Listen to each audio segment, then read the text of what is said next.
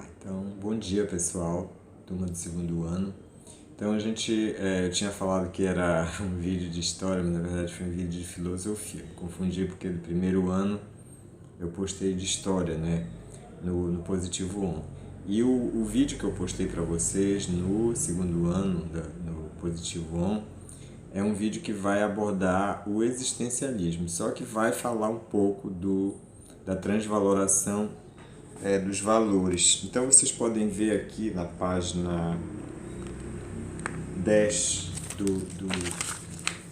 tá? Que é a página 10 do positivo, está escrita a palavra transvaloração. Então essa transvaloração é a teoria filosófica deste cara aqui, que é o Nietzsche, filósofo Nietzsche, do qual a gente vai falar um pouco dele agora, tá? Então quem foi Nietzsche? Nietzsche é um filósofo alemão, muito famoso na universidade, muito comentado.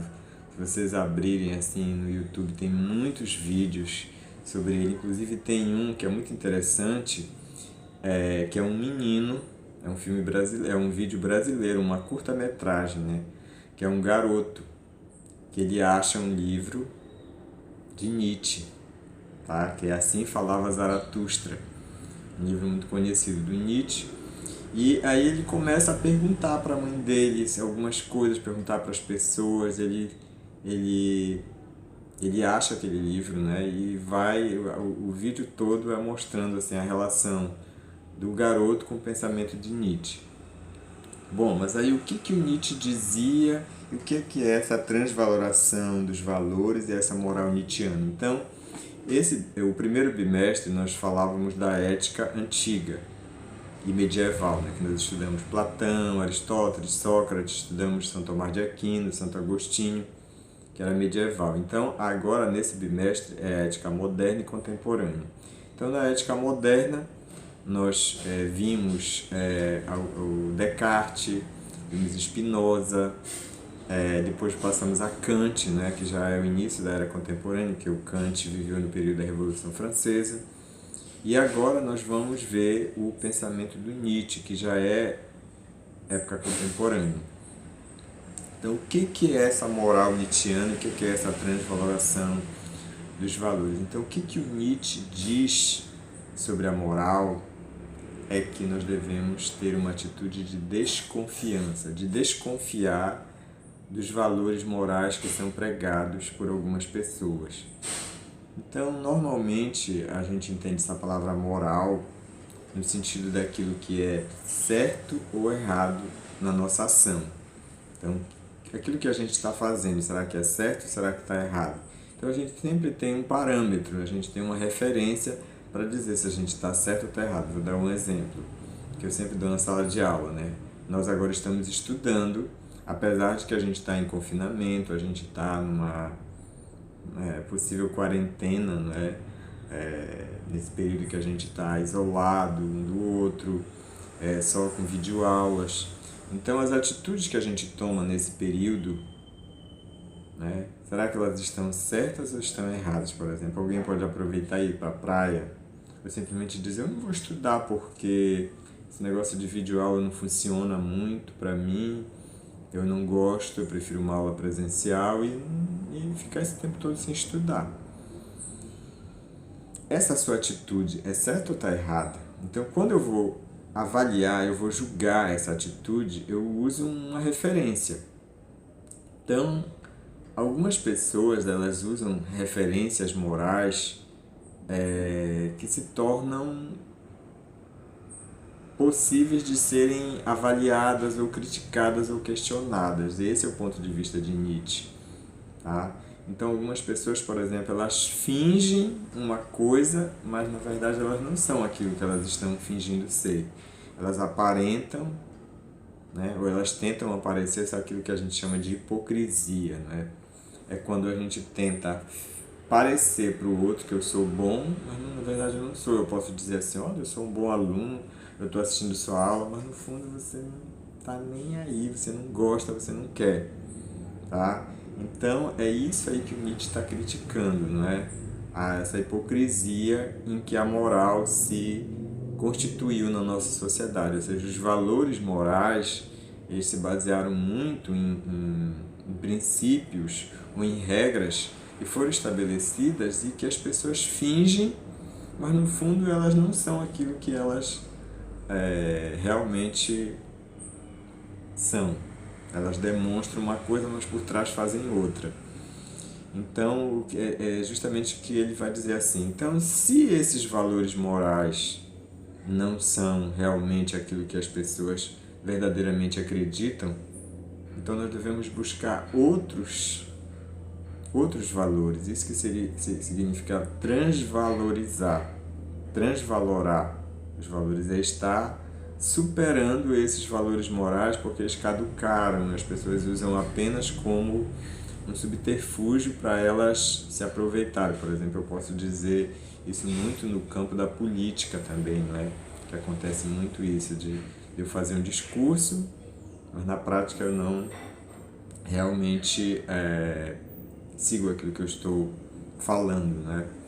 E o Nietzsche, ele fala muito da moral do rebanho. Ele critica a palavra bom, né? O que é o bom? Fulano pode dizer que ele é bom, que ele é o certo, mas ele pode não ser, né? Então essa desconfiança, né? O tempo todo a gente tem que desconfiar. Então ele fala muito dessa moral do rebanho, que é quando as pessoas seguem certas ideias, porque está todo mundo seguindo, todo mundo fazendo, então eu vou seguir, mas no fundo não é realmente aquilo que seria o ideal para mim. Bom, aí a outra corrente filosófica, que é justamente o assunto do outro vídeo, do vídeo, aliás, que eu postei, que é o existencialismo, inclusive ele vai buscar no pensamento de Nietzsche uma das referências para constituir o existencialismo. Então o existencialismo é uma corrente filosófica já do século XX, né? E a gente vai falar do mais conhecido, mais famoso, né, filósofo. Inclusive ele esteve no Brasil na época em que, isso já depois da Segunda Guerra Mundial, que é o Jean-Paul Sartre. Está aqui na página 14.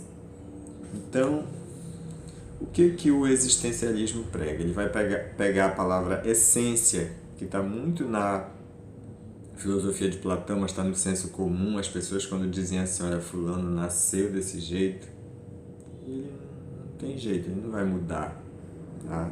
Então, o que o Sartre vai negar é a essência, tá? Essa essência, como se a gente tivesse nascido assim e fosse assim. Não.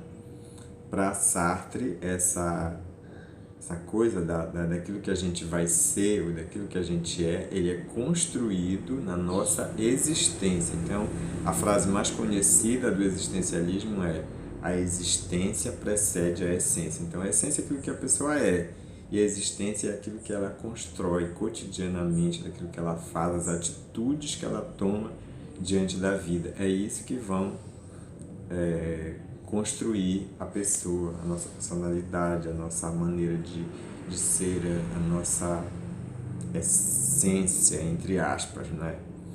Então, por que eu coloquei entre aspas? Porque, na verdade, não é bem uma essência, mas é aquilo que nós somos, é resultado daquilo que nós vamos cotidianamente fazendo, né?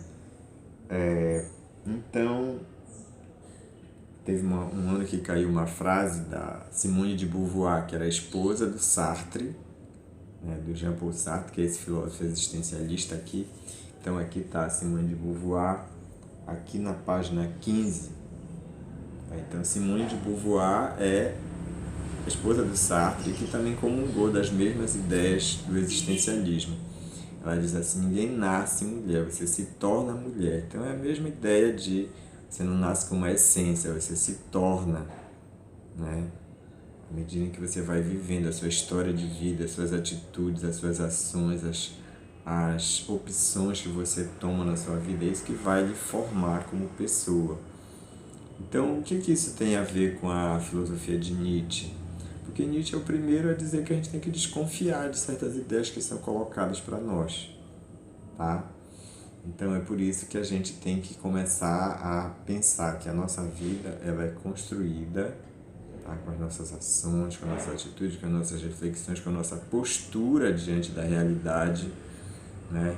Que essa postura seja crítica, que a gente aprenda a ter essa capacidade, né, de ter essa consciência crítica, de questionar certas ideias que nos são colocadas, tá?